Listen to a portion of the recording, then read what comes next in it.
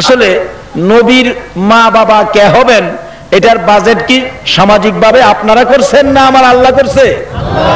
তাওরাত, জাবুর, ইনজিল কিতাবে নবী কবে আসবে, নবীর মা কে হবে, নবীর বাবা কে হবে, আল্লাহ পাক হাজার হাজার বছর আগে কিতাবে দিয়া রাখছে।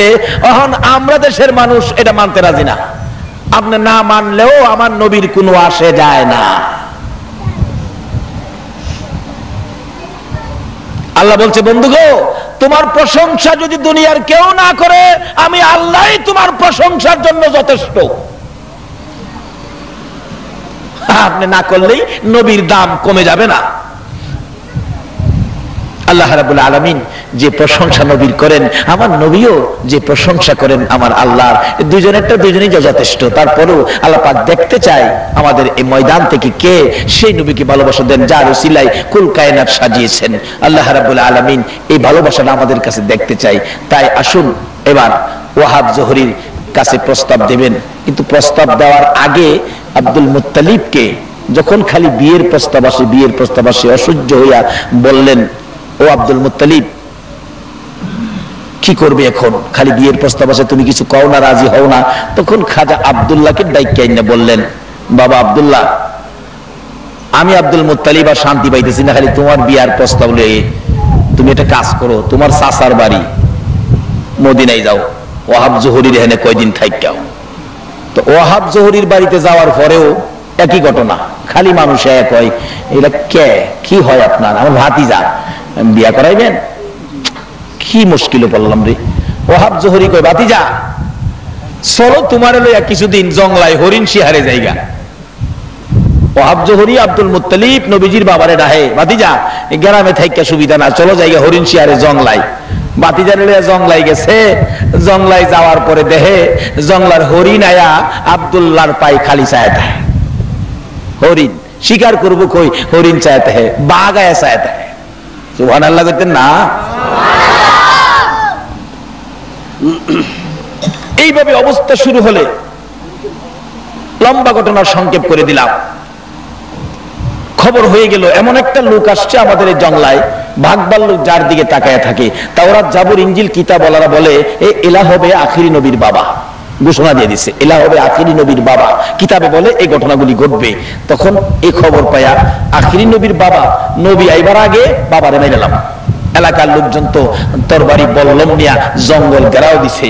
এখন আব্দুল মুত্তালিবের বন্ধু ওয়াহাব জোহরী কয়, হাই হাই, বাতিজারে দিল আমার কাছে আমানত, যেইভাবে শত্রুরা ঘেরাও দিছে, আমার বাতিজাকে মেরে ফেললে আমি আমার বন্ধুর কাছে কি জবাব দিব? দুইটা হাত বাড়াইছে, ও আকাশের মালিক, আমার ইজ্জত রাখো, এই খাজা আব্দুল্লাহকে তুমি রক্ষা করো। আল্লাহ কয়, আব্দুল্লাহর কপালে আমার বন্ধু, রক্ষা করার দায়িত্ব আমার।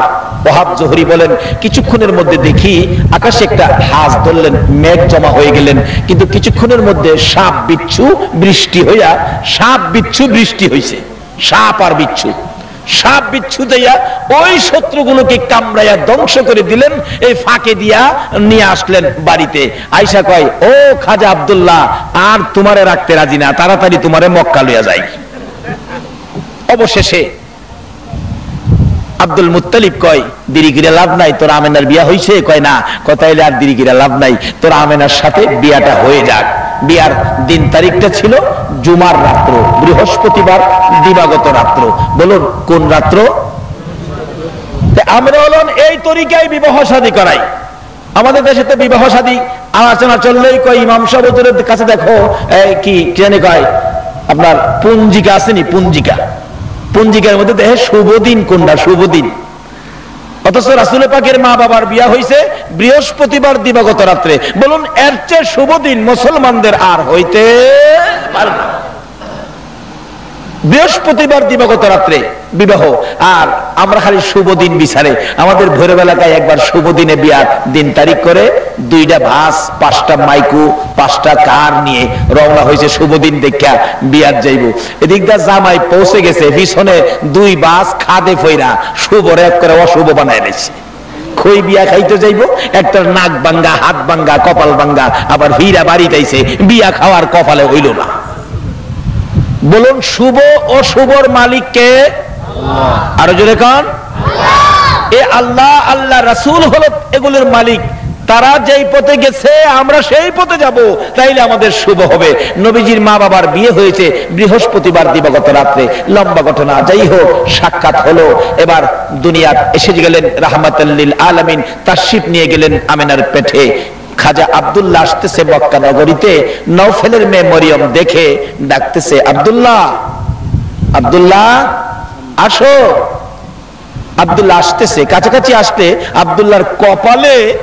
আব্দুল্লাহর কপালে যে মিলাদুন নবী দেখতো, এখন তো আর দেখে না। চোখের পানি ছেড়ে দিলেন।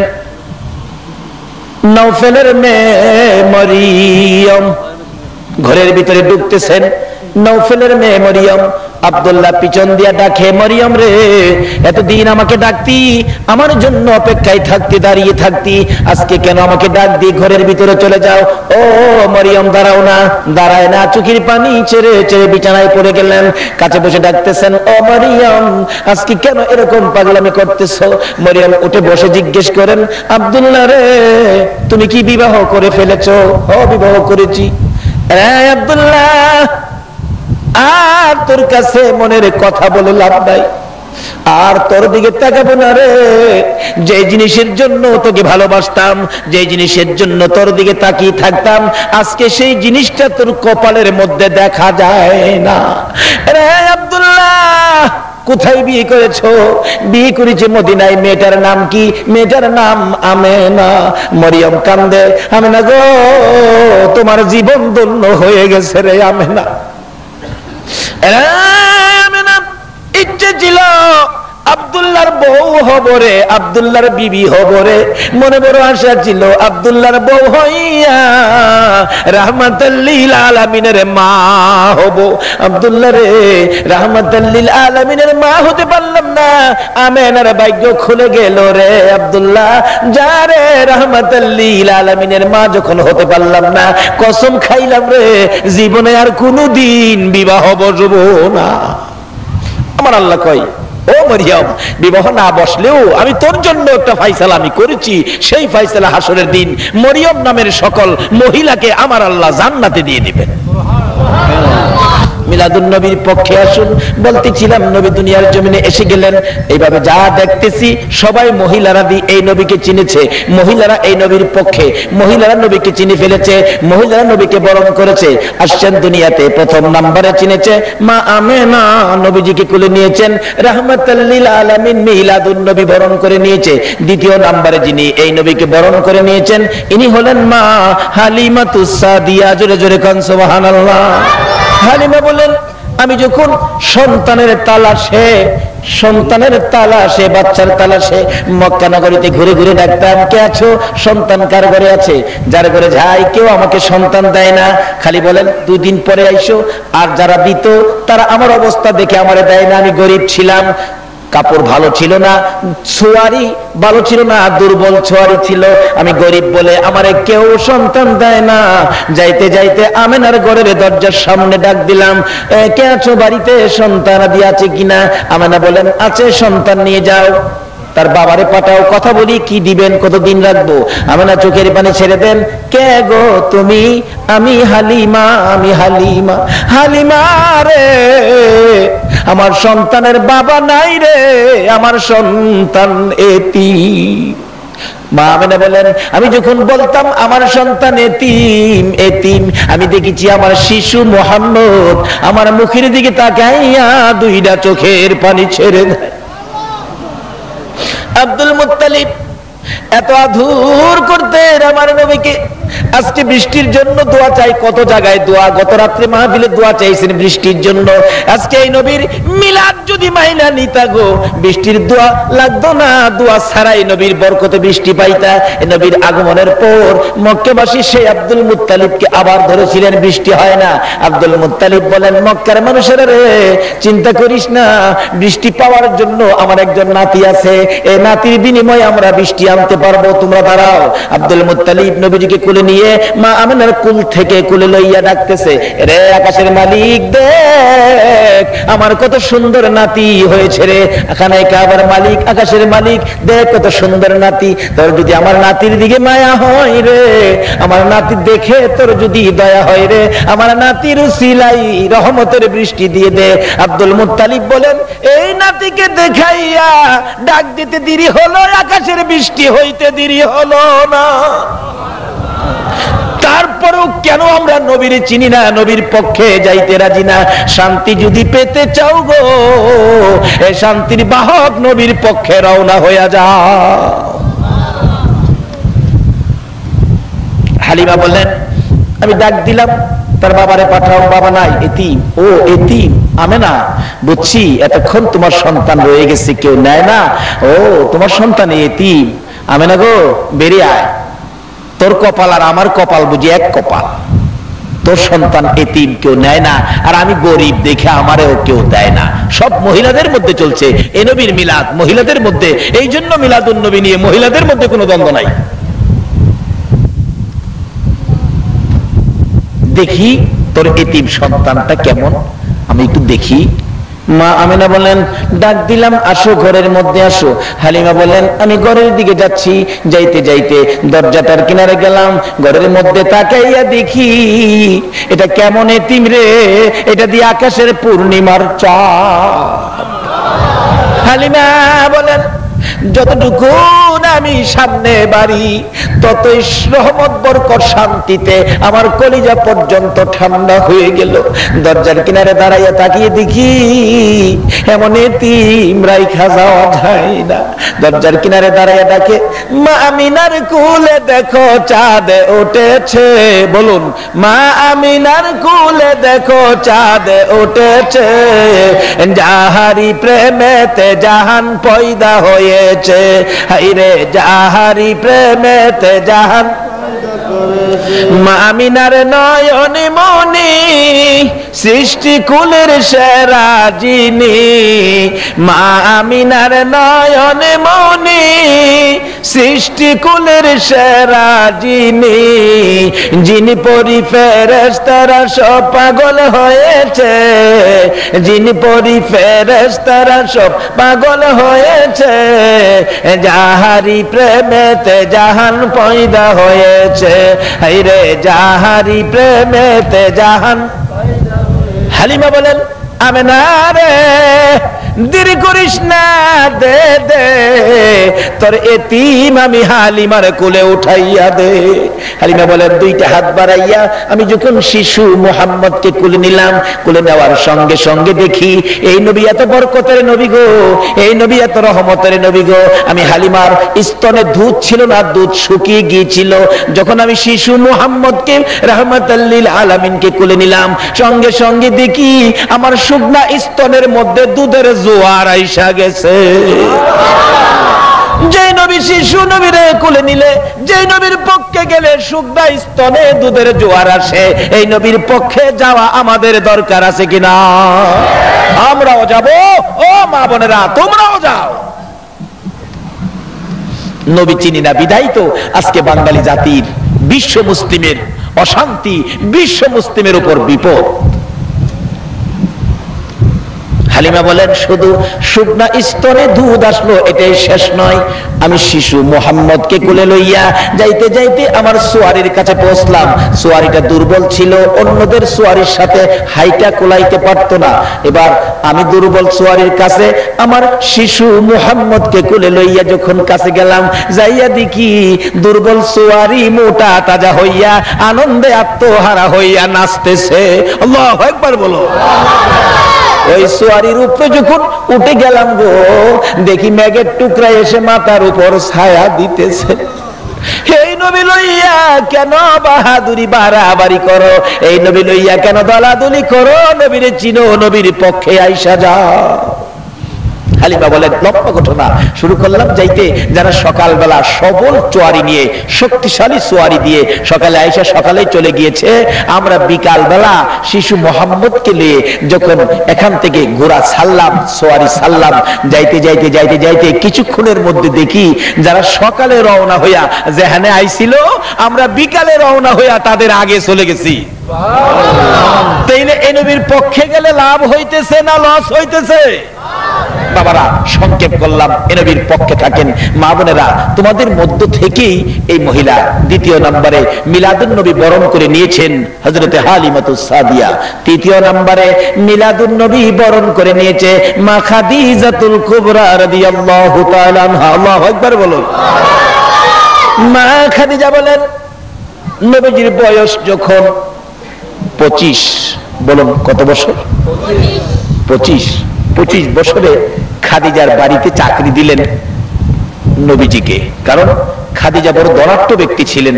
খাদিজা শুনছে মোহাম্মদ নামে একটা যুবক খুব ভালো, খুব চরিত্র ভালো, সত্যবাদী, আচার আচরণ ভালো, সব ব্যাপারে যার ভালো ছাড়া যার আমলের মধ্যে অন্য কোনো কথা ব্যবহার করা যায় না। প্রস্তাব দিয়ে নবীজির চাচা আবু তালিবের সঙ্গী করে নবীজিকে হাজির করে দিলেন, চাকরি দিবেন নবীকে। হালিমা বলেন, খাদিজা বলেন আব্দুল মুত্তালিবের ছেলে আবু তালিবকে, আবু তালিব নবীর চাচা, তোমার ভাতিজা চাকরি করতে পারবে নি? তোমার ভাতিজার লেখাপড়া কি? আবু তালিব কয়, আমার ভাতিজা তো লেখাপড়া জানে না। লেখাপড়া জানবো কই? দুনিয়ার কোন শিক্ষক নবীরে লেখাপড়া শিখাইবার ক্ষমতা আছে? নবী এমন এক ভার্সিটিতে লেখাপড়া করেছে যে ভার্সিটির শিক্ষক একজন, ছাত্র হইল একজন। শিক্ষক হলেন রাব্বুল আলামিন, ছাত্র হলো রাহমাতাল লিল, আর দুই আলামিনের খেলা, এখানে অন্য কেউ যাইতে পারে না। কেউ যদি কোন আপনারা আমরার মাদ্রাসাতে আয়া নবীজি উর্দু ভাষা শিখছে, আমরার মাদ্রাসাত আয়া নবী উর্দু ভাষা শিখছে, তাহলে বোঝা গেল নবীর উস্তাদ এই দেশে আছে। বলুন এই কথাটা কি আপনারা মাইনা নিতে পারেন? যারা এরকম কথা ব্যবহার করে তাদের পিছনে কি নামাজ পড়তে পারে?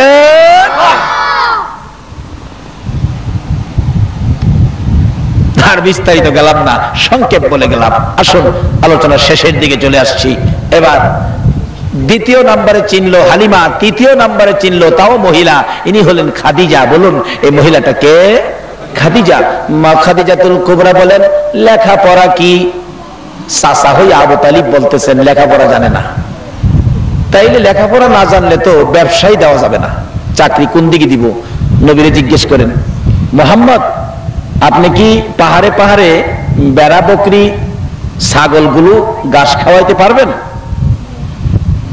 নবী হ্যাঁ পারবো, কিন্তু সাবধান, ভাগ ভাগ কিন্তু ছাগল নিয়ে যায়, সাবধানে রেখেন।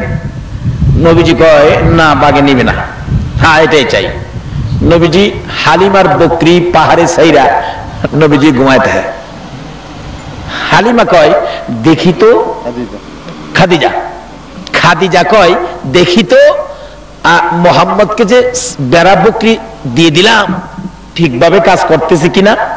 খাদিজা মাঝে মাঝে যায়, যায়া দেখে মোহাম্মদ ঘুমাইতে হয়, কিন্তু বড় বড় সাপগুলি এসে ফনা ধরে নবীজি ঘুমন্ত অবস্থায় মাথার উপর ছায়া দেয়।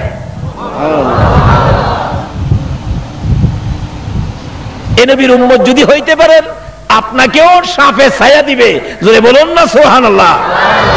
কিন্তু নবীর উম্মতের মধ্যে তো ক্লাস আছে, মিলাদুন নবীর পক্ষের উম্মত হইবেন না বিপক্ষের উম্মত হইবেন? মিলাদুন নবীর পক্ষের উম্মতের বরকত কত। বাদশা ইব্রাহিম ইবনে আদহাম বলকের বাদশা ছিলেন, লম্বা ঘটনা। একদিন রাত্রে দেখে ছাদের উপরে খরম পাও দিয়া কে জানি হাঁটতেছে। বাদশা জিজ্ঞাসা ছাদের উপর কে? আমি। আমি কে? আরে আমি। কি করো? উট বিচারি। বাদশা কই ছাদের উপরে উট আছে? স্বাদের উপর যেমন উট থাকে না, এত আরামের মধ্যে থেকে আল্লাহ পাওয়া যায় না। একটা কম্বল নিয়ে বাদশাহী সাইরা বাইরে গেছে, আল্লাহরে কিভাবে পাইব তালাশ করতে করতে আল্লাহকে ঘুরতেছে। একেবারে মিসকিনের মতো একটা কম্বল ছিঁড়তে ছিঁড়তে এত ছোট হয়ে গেছে, কম্বল সিলি করতে করতে নিচে বিছাইলে কম্বল গায়ে দেওয়ার থাকে না, আর গায়ে দিতে গেলে নিচে বিছাইবার থাকে না। একদিন পাহাড়ের উপর কি শীত, বাদশাহ ইব্রাহিম ইবনে আদহাম নিচে কম্বল বিছাইয়া ঘুমাইছে, প্রচন্ড শীত। অবশেষে ডাকতেছে, আল্লাহ গো আমারে কম্বল দাও, আমার শীত করে। আল্লাহ কয়, আমার কি কম্বলের ফ্যাক্টরি আছে? কয়টা তো জিগাইছি না, আমি আখিরি নবীর উম্মত, আমারে কম্বল দাও, আমার শীত করে। আল্লাহ কয়, ও ফেরেশতারা একটা কাজ কর, যেই বন্ধুকে জঙ্গলার বড় বড় সাপ ফনা ধরে ছায়া দিতেন, এই সাপকে নির্দেশ দে, সেই বন্ধুর একটা আশেক উম্মত, একটা পাগল উম্মত কম্বলের দরকার, এই সাপকে পাঠাইয়া দে সেই বন্ধুর উম্মতের খেদমত করার জন্য। জঙ্গলার থেকে বিরাট বড় পুরানা অজগর সাপ আইসা বাদশাহ ইব্রাহিম ইবনে আদহামের গায়ে ফেসাইয়া ফেসাইয়া কম্বল হইছে। দেহে কম্বলটা শীত বেশি হইলে, কম্বল মোটা হইলে আরাম বেশি হয় না। দেহে কম্বল ভালো ভালো কোম্পানির কম্বল দিছে। সাপ পেঁচাইতে পেঁচাইতে অজগর পেঁচাইয়া মাথাটাই না মাথার কাছে মারছে, মুখের থেকে গরম হাওয়া এসি মারতেছে। কি আরাম, ঘুমাইতেছে। রাত্র যখন শেষ, আল্লাহর ওলিরা শেষ রাত্রে আমরার মতো ঘুমায়? আল্লাহর ওলিরা শেষ রাত্রে কি করে? ঘুম থেকে উঠতেছে, এখন তাহাজ্জুদ পড়বে, উযু করবে, আল্লাহরে ডাকবে। প্রথম জাগ্রত হয়ে ওই আগে কম্বলের ভাই চাইছে, প্রথম ছায়া দেহে কম্বল দিয়ে হা কইরা রয়েছে, এই যে গরম শ্বাস মারতেছে। কি ব্যাপার, এটা কোন কোম্পানির কম্বল? যখন সজাগ হইছে, সাপের হা বন্ধ করছে, মাথা নিচু করছে। কই কোম্পানিটা জানি কি, দেখতে হইব। দেহে চক্কর ওলা, ভালো করে চোখ পরিষ্কার করে দেখে, হায় হায়, এটা দিয়ে অজগর কোম্পানি। তখন ভিতরে একটু ভয় এসে গেছে, হাই কি জানি কি বিপদ। আল্লাহ ভয় পাইস না, যেই নবীর সাপে ছায়া দেয় সেই নবীর উম্মতের সাপে কম্বল দেয়। জোরে জোরে ঘন সভা। কিন্তু ওই নবীর পক্ষে গেলে দিব না বিপক্ষে গেলে দিব? আল্লাহর ওলিরা কি নবীর পক্ষে ছিল না বিপক্ষে ছিল? বাবারে, আল্লাহর ওলিরাও এইভাবে নবীর পক্ষে ছিল, মিলাদুন নবীর পক্ষে ছিল। এইবার দেহে কম্বল পেস খুললা যাইতেছে গা। আচ্ছা, কম্বলের ফেস আছে, এটা দিয়ে ফেসুলা কম্বল। ফেস চিনেন না? পেস জিলাপি চিনেন? আপনাদের দেশে কি কোন জিলাপি? তো কোন জিলাপির পেস আছে না? আমাদের এলাকায় এক বেচারা আরবদার মানুষ, বড় ব্যবসায়ী, ভাত আনবার লাগে দুপুরে কর্মচারী রাখছে, দুপুরে ভাত নিয়ে আসে। ভাত খাওয়ায়া যাওয়ার সময় আরবদার মহাজন বেচারা 1 কেজি গরম জিলাপি কিনা দেয় বাড়ির লেগা। হ্যাঁ, প্রত্যেক দিন ওই জিলাপি 4-5টা খায় না। রাত্রে বাড়িতে গেলে বাড়ি অন্য জিগায়, জিলাপি কতটা দিছো? কই 1 কেজি। কই মাইকটা পাইছি 750 গ্রাম, 250 গ্রাম কম। কিরে ফালু, তুই জিলাপি খাইছস? কয় না, জিলাপি খাইছি না। তো কোথা না খাইলে কম লোকের লিগা। পরের দিন কয়, দাঁড়া, কেমনে দিতে হইব আমি জানি। মহাজন জিলাপি 1 কেজি কিনছে, গুনছে 32টা। 32টা গইন্না দিছে জিলাপি, নে বাড়িতে লয়ে যা। রাস্তা গিয়া কয়, আজকা কি করি? 32টা তো গইন্না বুঝা লইব। হ্যাঁ, একটা করে ফেস খুললা খাই লাইছে। অহন মাইপা দেহে 1/2 কেজি কম। বাড়ি অন্য কয়, কি গো ফালুর বাপ, জিলাপি কতটি দিছ? 1 কেজি। কয়টা? 32টা। কয় 32টা ঠিক আছে, কিন্তু মাফে 1/2 কেজি হইছে। কিরে কালু, জিলাপি কি করছস?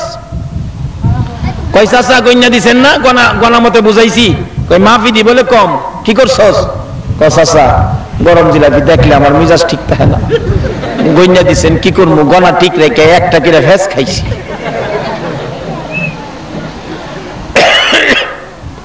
কয় ফেস খাইছস? কালকা তোরে ফেসও গইন্না দেন। ফেস গনছে, জিলাপি গনছে, মাইপা 1 কেজি দিছে। হ্যাঁ, গাছতলাত বইয়া নিরিবিলি চিন্তা করে, আজগা কি করি, ফেসও নাই, খাইতাম না, গইন্না লাইছে।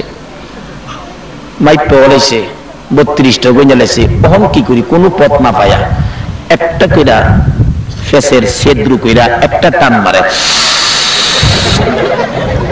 কি খাইতেছে? কয় না কি খাইতেছে? আরে শিরা শিরা। আপনারা শিরা কোন, আমরা রস কই, জিনিস একটা ওই কি কর। 1 কেজি জিলাপির যা রস ছিল, শিরা ছিল, সব টাইনা খাইছে, সাদা বানাই নিছে খাইয়া। বাড়ি নিয়ে দিছে, বাড়ি অন্য খুললা দেখে জিলাপি আছে, জিলাপির তো রস নাই, শিরা নাই। রাত্রে বাড়িতে এসে খাইতাম না জিলাপি, সাপ পাইতেছি, কি জিলাপি দিলেন? শিরা নাই ভিতরে, কিভাবে খায় বাচ্চারা জিলাপি? কয় কি, আমি তো শিরাওয়ালা জিলাপি দিছি, গরম শিরা। কই দেখেন নাই? কিরে কালু এদিকে আয়, কি করছস? চাচা জিলাপি দিচ্ছেন 1 কেজি মাইপা, গন্যা দিচ্ছেন 32টা, আবার ফেস গনছেন 2.5টা। এই জিলাপি তুই আমার মনটা বাঁচছে না, জীবনটা বাঁচছে না, না খাইয়া কি করবো? অনেক গনাও ঠিক রাখছি, ফেসও ঠিক রাখছি, মাফও ঠিক রাখছি, খালি শিরাটা খাই রাখছি।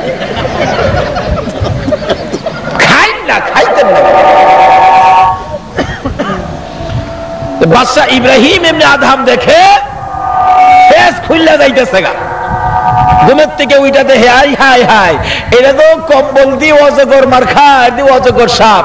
ও খুদা কি ব্যাপার? আল্লাহকে চিন্তা করিস না, যেই নবীর ভালোবাসায় সাপ ছায়া দেয়, সেই নবীর ভালোবাসার উম্মতেরও আমার সাপে কম্বলের কাজ চালায়। জোরে জোরে কাজ।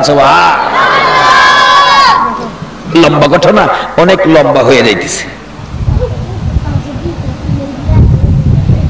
এবার মা খাদিজাতুল কুবরা রাদিয়াল্লাহু তাআলা আনহা বলেন, আল্লাহু আকবার বলুন। মা খাদিজা বলেন, দেখি আমার কর্মচারী মুহাম্মদের অবস্থা কি। যাইয়া দেখে ঘুমিয়েছে, সাপ, বড় বড় সাপ ছায়া দেয়। যাইয়া দেখে বকরিগুলো পাহাড়ে পাহাড়ে ঘাস খাইতেছে, পাশাপাশি জঙ্গলার বাঘ বকরির পাশে ঘুমিয়েছে। মা খাদিজা বলেন, আল্লাহর কসম করে বলি, মুহাম্মদ যখন আমার বকরির দায়িত্ব নিয়ে জঙ্গলায় রাখাল হয়েছিলেন, আমার একটা বকরিকেও জঙ্গলার বাঘ কোনোদিন থাপা দেয় না। নবী যদি কারো পক্ষে থাকে রে, নবী যদি বকরির পক্ষে থাকে, জঙ্গলার বাঘে তাপা দেয় না। এ নবীর পক্ষে যদি যাইতে পারো গো, আল্লাহর জাহান্নামে তোমাকে নিতে দিবে না। হালিমা ডাকে, খাদিজা ডাকে, ও আমার সঙ্গীরা, আমার বংশের লোকেরা, পাড়া প্রতিবেশীরা, মুহাম্মদ খুব ভালো ছেলে, খুব ভালো ছেলে। মুহাম্মদকে আর বকরি চড়াইতে দিব না, ব্যবসার দায়িত্ব দিলেন। ব্যবসা এত সুন্দর করে চালাইতেছেন নবীজি, এত সুন্দর, এত লাভ, এত প্রফিট, এত ব্যবসা। খাদিজা তো খুশি হয়ে গেলেন। হিসাব করে দেখে 10 বছরে ব্যবসা যা না হইছে, নবীর দায়িত্বে 1 বছরে এর চেয়ে বেশি ব্যবসা হয়েছে। সুবহানাল্লাহ। খাদিজা পাগল হয়ে গেলেন।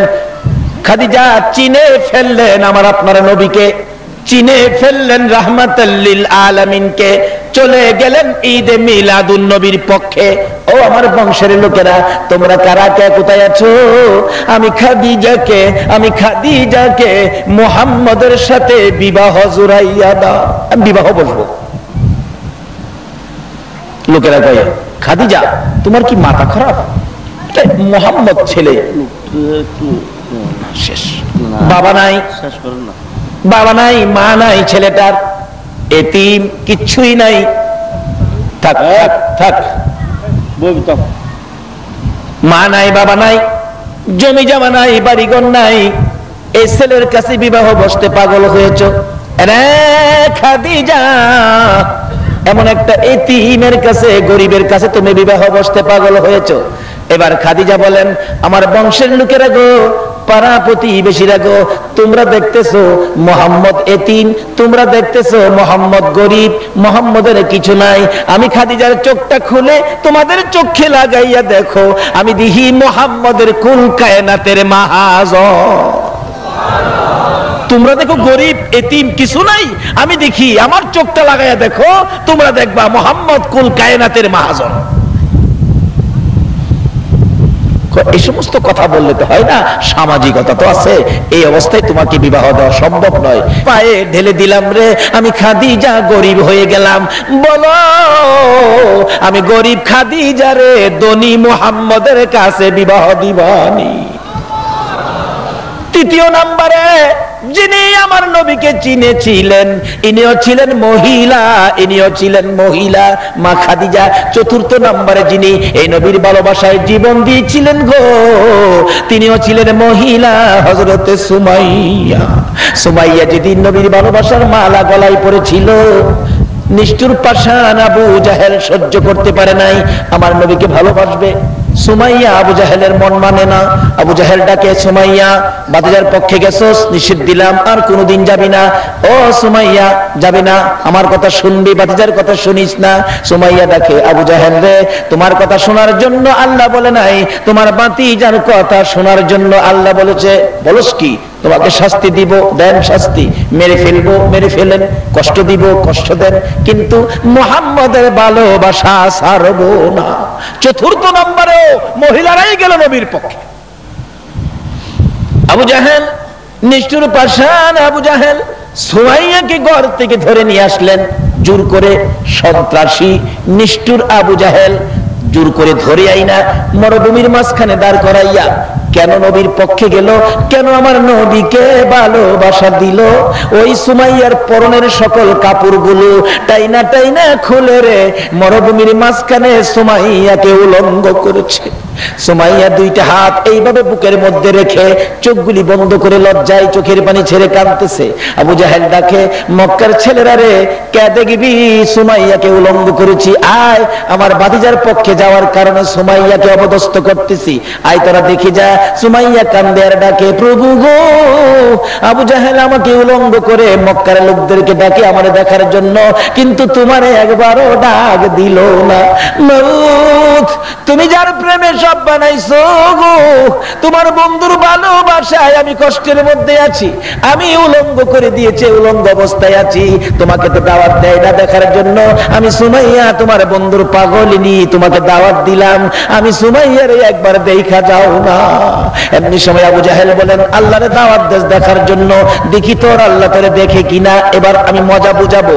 নিষ্ঠুর পাষাণ আবু জাহেল ঘর থেকে বড় বল্লম নিয়ে আসলেন, বল্লম নিয়ে এসে তলপেটের নিচে সরম জায়গার মধ্যে নিষ্ঠুর আবু জাহেল রে নবীর আশেক মহিলার এত জোরে আঘাত করলো, একেবারে তলপেট ছিদ্র হইয়া জমিনে পড়ে জিহ্বাটা বাহির করে গলা কাটা মুরগির মতো লাফাইয়া লাফাইয়া কান্দে আর ডাকতেছে, মউত, তোমার বন্ধুর ভালোবাসায় জীবন দিলাম গো, দাওয়াত দিলাম, দেখা গেল না।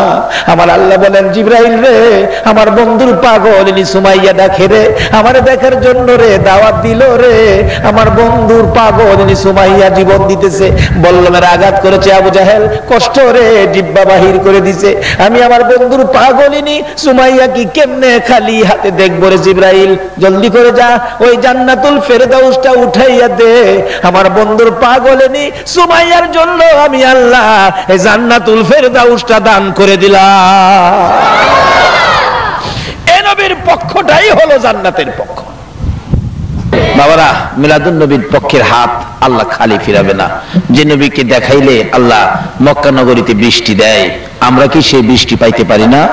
আল্লাহ যেন রহমতের বৃষ্টি দেন, গজব না, রহমতের বৃষ্টির ভাগী যেন আল্লাহ আমাদেরকে করেন। আর যিনি আয়োজন করেছেন মিলাদুন নবীর পক্ষে, এর আয়োজন যেন আল্লাহ কবুল করেন, সেই জন্য দোয়া করবেন। আল্লাহুম্মা আমিন। ربنا ظلمنا أنفسنا وإن لم تغفر لنا وترحمنا لنكونن من الخاسرين رب ارحمهما كما ربياني صغيرا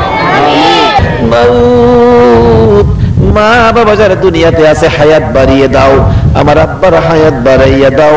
মা বাবা কেমন জিনিস বুঝার তৌফিক ছেলে মেয়েদেরকে দান করে দাও গো আল্লাহ।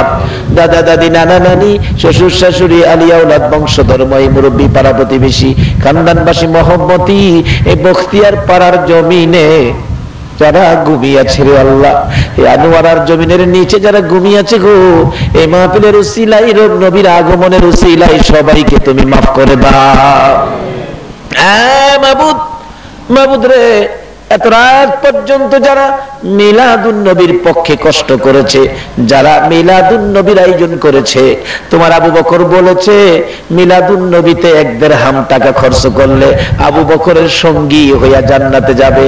মাবুদ, এই মাহফিলের সকলকে আবু বকরের সঙ্গী জান্নাতি বানাইয়া দিও গো আল্লাহ। তোমার নবীর মিলাদের পাগল যারা হয়েছে সকলের গলায় নবীর প্রেমের মালা পরাইয়া দাও গো আল্লাহ। যারা মিলাদের পাগল গো, সবাইকে কাল কিয়ামতে নবীর গুদারায় উঠাইয়া ফুলসিরাতের ফুল পার করে দিও গো আল্লাহ। ইয়া আল্লাহ, আমাদের মধ্যে যারা অভাবী অভাব দূর করে দাও, আমাদের মধ্যে যারা বিমারি বিমার শেফা করে দাও। ইয়া আল্লাহ, যারা নামাজি নামাজ কবুল করে নাও, যারা নামাজ পড়ে না নামাজের বুঝ দান করে দাও। বেনামাজি বানাইয়া সাদা কাফন গায়ে লাগাইও না গো আল্লাহ। মাবুদ, মাবুদ রে, ওলি আল্লাহর দেশ চট্টগ্রাম আনোয়ারার জমিনে মহসিন আউলিয়া সহ 4 আউলিয়া সহ যারা জমিনের নিচে ঘুমিয়ে আছে গো, আমাদের সকলকে ওলিদের রুহানি ফায়েজ নসিব করে দাও গো আল্লাহ। এই ঘরে ঘরে নবীর আশিক পাগল পয়দা করে দাও গো আল্লাহ। মা বোনদেরকে মিলাদুন নবীর পক্ষে কবুল করে 5 ওয়াক্ত নামাজ পড়ার তৌফিক দিয়ে দাও গো আল্লাহ। মাবুদ গো, এই মাহফিলের আয়োজন যারা করেছেন তাদের মনের সকল আশা পুরা করে দাও, তাদেরকে নেক হায়াত দাও, কাল কিয়ামতে নবীর গুদারায় উঠাইয়া ফুলসিরাতের ফুল পার করে দিও গো আল্লাহ। এই মাহফিলের পুরাপুরি বরকত, নবীর আগমনের বরকত আমাদেরকে তুমি নসিব করে দাও গো আল্লাহ। ইয়া আল্লাহ, এক ভাই হাদিয়া দিয়ে দোয়ার দরখাস্ত করেছেন, যে আশায় যে উদ্দেশ্যে দরখাস্ত, তার মনের আশা পুরা করে দাও গো আল্লাহ। মাবুদ, মাহফিল শেষে যারা যেখানে যাবে গো, সহি সালামতে পৌঁছাইয়া দিও গো আল্লাহ।